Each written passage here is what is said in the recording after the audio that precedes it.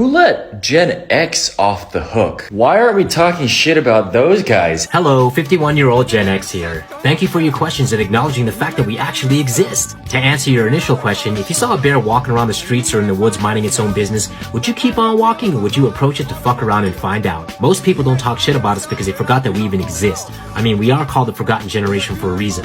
Our numbers are much smaller than the boomers and millennials, so we're the middle child stuck in between both of them.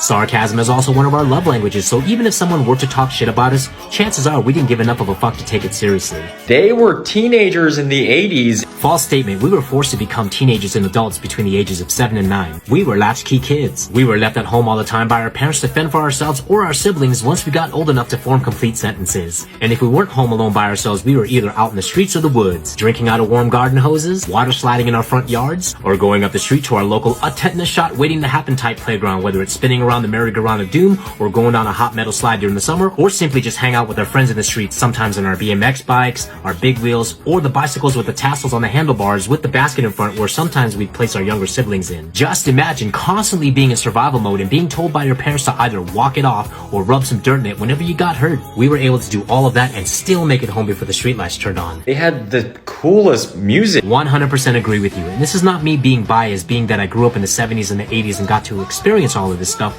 but rather based on facts. To back this up, let's look at some 80s trends currently making a comeback. Let's start with some 1980s movie remakes such as Ghostbusters, Firestarter, Dune, Footloose, Carrie, just to name a few. And can we all agree that Cobra Kai is one of the best TV series based on a movie that we've seen in recent years? And let's not forget about Stranger Things. Next up, 80s fashion, bell-bottom jeans, big bangle bracelets, acid-washed anything, leg warmers, big bright neon colors, fanny packs, I can keep going. Our music became classical rock and is now featured in grocery stores worldwide. You want to know the best way to spot a Gen Xer in the wild? Go to your local grocery store and if they're playing any 80s music track, look for that one individual that's lip-syncing the entire song under their breath or dancing with their cart by themselves in the frozen food section. Where are those motherfuckers now? Based on the overwhelming response that your video received, I think it's safe to say that we've always been here. Just sitting here drinking our coffee and watching the shit show. So yeah, you can go ahead and try to talk shit about Gen X, but chances are we're just gonna look at you and say, I don't even give a fuck. Whatever.